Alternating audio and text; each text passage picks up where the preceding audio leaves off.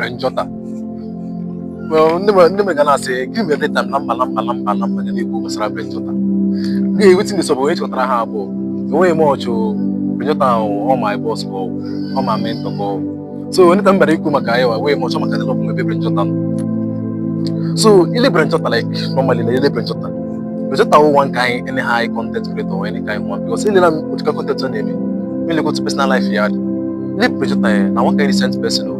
Now, I am a hair court here, low court corner. And female heart, yana, female to make yana heart, that film. Go for don't name me, one name it on a light, or light that thing. Well, I'm sure that Brenjota, whether in the smoke or in the smoke. But auto she perform, or like say, you know the smoke, but open hojo, who is smoking hojo. I keep an African now. Especially when a Nigerian member and they smoking as in hojo.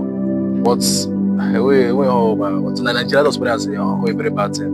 But no need to, no need to na Brenjota.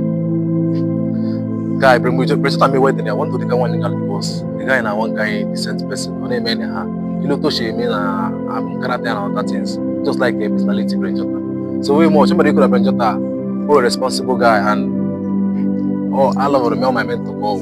Mentor or Grace.